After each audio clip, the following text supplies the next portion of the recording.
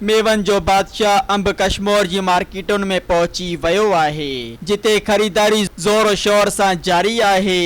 इन हवाले सां वधीक ॾिसूं था मलिक बरकत अली जी हीअ रिपोर्ट।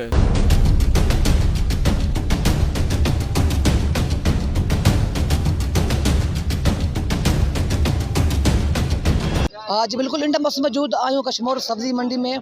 फलन जो बादशाह अंब मार्केट में इंदो हुए। अंब जी जेकी खरीदारी जो है तेज़ी से जारी है। अचो तो अंब की खरीदारी से गाल बोल कयूं, उन्हनि जी छा चवणु आहे। चांवर तैयार थींदा आहिनि गर्मी जे करे, ऐं चांवरनि जे करे असां करे दाल करे अंब खाईंदा आहियूं। हिन टाइम असां अंब वठणु आया हुआसीं। अंब जेको आहे त कुझु महांगा बि मिलनि था। पोयनि साल जी निस्बत जेको पोयनि साल 100 रुपए किलो 80 रुपए किलो अंब हुया, हिन साल 150 खां 120 रुपया 130 रुपया किलो हलनि पिया अंब। ऐं जेको आहे महांगा अंब आहिनि, ऐं महांगाई बि ज़्यादा आहे। ऐं जेको आहे न ॾियारी असांजी 800 खां 1000 रुपयो आहे। जेको काफ़ी शयूं घर जूं जेको गिह वग़ैरह बि महांगो आहे। ऐं अंब तक़रीबन असांखे महांगा मिलनि था। असां गवर्नमेंट खे इहा अपील कंदासीं त महांगाई ते थोरो कंट्रोल करे, जीअं ग़रीब आवाम जेको आहे सुख साह खणी सघे।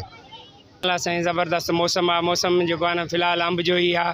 अंब सिंधड़ी बि आहे, लंगड़ो आहे, दुसेरी माशाअल्लाह जेको आहे न हाणे रेट बि ज़बरदस्त आहिनि।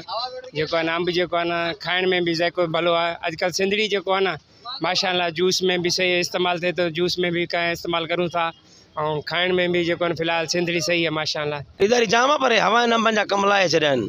अंब सवा खाइण घुरिजे, कोई मरी वियो आहे हिन जे करे 50 रुपए किलो 60 रुपए किलो अंब हलंदा। इहे हवाउनि जा अंब किरियल आहिनि, उनजे करे अंबनि वारनि ग़रीबनि जो बाग़नि जा बि ॾाढा नुक़सान थिया आहिनि। ऐं असांजो बि अहिड़ो कोई ख़ासि गुज़ारो न आहे साईं। ख़रीदारी आहे 50-60 रुपए पवंदा, 50-60 रुपए साॻो 80 रुपए हलायूं था। सब्सक्राइब कयो अवामी न्यूज़ HD खे ऐं ताज़ा तरीन ख़बरुनि लाइ ॾिसंदा रहो अवामी न्यूज़ HD।